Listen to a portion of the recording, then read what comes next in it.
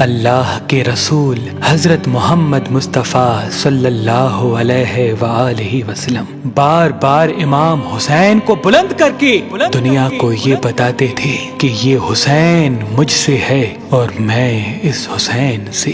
اے لوگو، اگر اس حسین پہ کوئی مشکل وقت آ جائے اور یہ تم سے مدد طلب کرے تو اس کا ساتھ دینا، کیونکہ یہ جنت کے جوانوں کا سردار ہے، میرا خون ہے، میری اولاد ہے۔ لیکن افسوس، ابھی رسول اللہ کی رحلت کو تھوڑا وقت ہی گزرا تھا کہ کربلا کے میدان میں ایک طرف 9 لاکھ کا مجمع تھا تو دوسری طرف وہ حسین جس کو اللہ کے رسول اپنے کندھوں پہ سوار کرتے تھے۔ امام حسین علیہ السلام اپنے نانا کی امت سے بار بار کہتے رہے کہ کیوں میرا رستہ روکا ہے؟ اے لوگو، پہچانو، میں تمہارے نبی کا نواسا ہوں۔ کیوں 3 دن سے میرے بچوں کو پیاسا رکھا ہے؟ کیوں میرے عزیز و اقارب کو شہید کیا ہے؟ بتاؤ، کیا میں نے رسول اللہ کی شریعت میں ترامیم کی ہے؟ کسی انسان کا حق کھایا ہے؟ کسی انسان پہ ظلم کیا ہے؟ اتنے میں فوج یزید ایک آواز میں کہنے لگی، اے حسین، ہم سب تجھے تیرے بابا علی کے بغض میں قتل کر رہے ہیں تاکہ یزید ہماری جھولیاں دولت سے بھر دے۔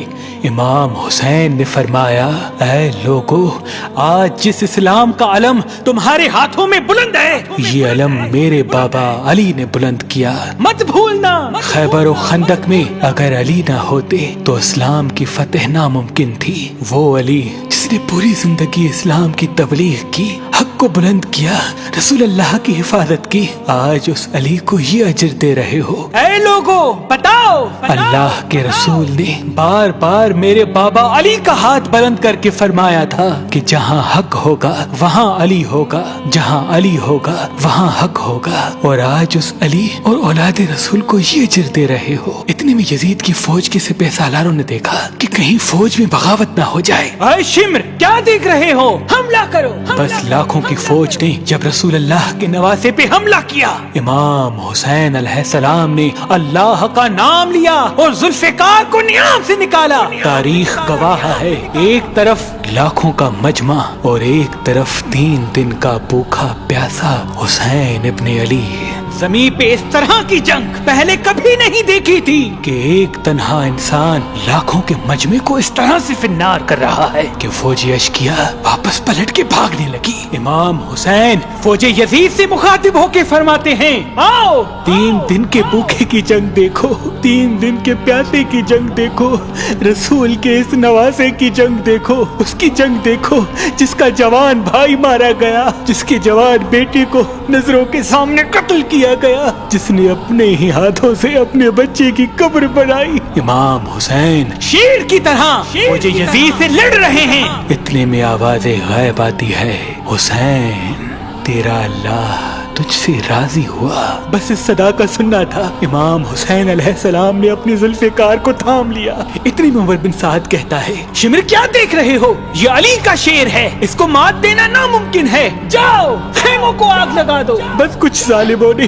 بیبیوں کے خیموں کو آگ لگا دی اور کچھ امام حسین کو دور سے تیر مارنے لگے۔ امام حسین کبھی بیبیوں کے خیموں کی طرف بڑھتے ہیں، کبھی فوج کی طرف جاتے ہیں۔ عمر بن سعد اور شمر نے فوج کو 4 حصوں میں تقسیم کر دیا اور یہ کہا کہ کوئی بھی حسین کے قریب نہ جائے، جس کے پاس جو چیز ہے وہ دور سے حسین کو مارے۔ جس کے پاس نیزہ تھا اس نے نیزہ مارا، جس کے پاس تیر تھے وہ تیر مارتا رہا، جس کے پاس برچیاں تھی وہ برچیاں مارنے لگا۔ تاریخ نے لکھا، جس کے پاس مارنے کے لیے کچھ نہ تھا وہ کربلا کی گرم زمین سے مٹی اٹھا کے امام حسین کی طرف پھینکتا رہا۔ امام حسین کے جسم مبارک پہ ہزاروں زخم لگتے رہے۔ آپ کے جسم مبارک پر اتنے تیر تھے کہ آپ کا جسم مبارک نظر تک نہیں آ رہا تھا۔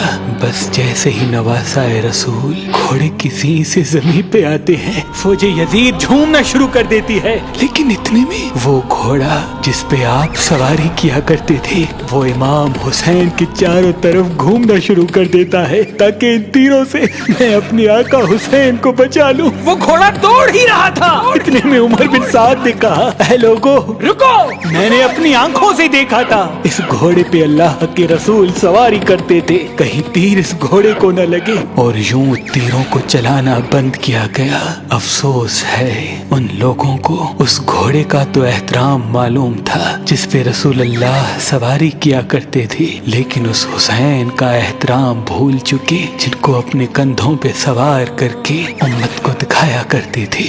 بس امام حسین علیہ السلام زمین کربلا پہ اپنا سر رکھ کے اللہ کا شکر کر رہے ہیں، اور وہاں فوج یزید کے مختلف سپاہی امام حسین کا سر کاٹنے کے لیے قریب آتے ہیں۔ جو بھی قریب آ کے امام حسین کے سر کو دیکھے تو اسے امام حسین کے چہرے میں رسول اللہ کا چہرہ نظر آئے اور وہ چیخ کے دور چلا جائے۔ اتنے میں شمر کہنے لگا یہ کام مجھ سے ہی ہونا ہے۔ جیسے ہی شمر نے خنجر امام حسین کے گلے پہ رکھا تو وہ دیکھے امام حسین کے لب ہل رہے ہیں۔ اس نے سوچا ہم نے حسین کا پورا خاندان قتل کر دیا، 3 دن تک حسین کے بچوں کو پیاسا رکھا، شاید حسین ہمیں بد دعا دے رہے ہوں گے۔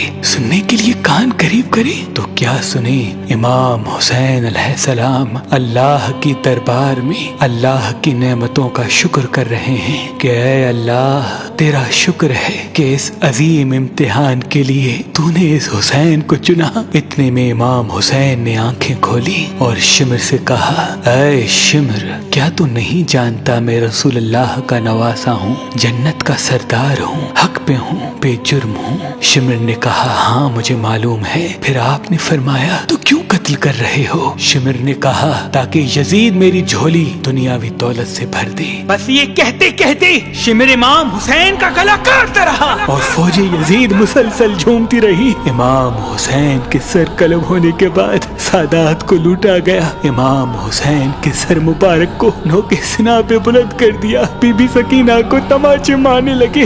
رسول اللہ کی نواسیوں کے سروں سے چادر کو لوٹ لیا اور امام حسین کے جسم مبارک کی توہین کرنے لگے۔ تاریخ نے لکھا امام حسین کے جسم پر جو جو چیزیں تھیں ان کو لوٹنے لگے۔ اتنے میں ایک شخص امام حسین کے جسم کے قریب آیا۔ امام حسین کے ہاتھ میں ایک انگوٹھی پہنی تھی، اتارنے کی کوشش کی نہ اتری، وہ انگلی کاٹ کے انگوٹھی لے گیا۔ آپ کے جسم مبارک کو رسیوں سے باندھ کے کربلا کی گرم زمین پہ ادھر سے ادھر پھرایا گیا۔ اتنے میں عمر بن سعد نے کہا اے شمر حسین اور اس کے ساتھیوں کی لاش کا وہ حشر کرتے ہیں کہ رہتی دنیا تک کوئی بھی یزید کے خلاف آواز نہ اٹھائے، سب کے جسم سے سروں کو کاٹ لو اور سب کی لاشوں کو پامال کر دو۔ زمین کربلا گواہ ہے، کہیں سے کوئی قبیلہ اٹھ کے آتا ہے اور کہتا ہے کہ ہم حر کی لاش کو پامال ہونے نہیں دیں گے، کہیں بی بی ام لیلا کا قبیلہ آ کے کہتا ہے کہ ہم علی اکبر کا لاشا پامال ہونے نہیں دیں گے، کہیں بی بی رباب کے قبائل کے لوگ کہتے ہیں ہم علی اصغر کا لاش پامال ہونے نہیں دیں گے۔ ایک ایک شہید کی لاش پامال ہونے والی جگہ سے ہٹائی گئی۔ تاریخ گواہ ہے صرف رسول اللہ کا اکیلا نواسا کربلا کی گرم زمین پہ پڑا رہا اور مغرب کے گھوڑے مشرق کی طرف، مشرق کے گھوڑے مغرب کی طرف دوڑتے رہے۔ امام حسین کا جسم پامال ہوتا رہا۔ امام جعفر صادق علیہ السلام فرماتے ہیں میرا سلام ہو میرے اس غریب دادا پر جس کی لاش کو اس طرح سے پامال کیا گیا کہ ان کی دائیں پسلیاں بائیں پسلیوں کی طرف چلی گئی اور بائیں پسلیاں دائیں پسلیوں کی طرف چلی گئی، جن کا سینہ اور پشت ایک ساتھ ہو گیا۔ سلام ہو میرے اس بے وطن دادا حسین پر جن کے جسم مبارک کے ٹکڑوں کو زمین کربلا پہ بکھیرا گیا۔ سلام ہو، سلام ہو، سلام ہو۔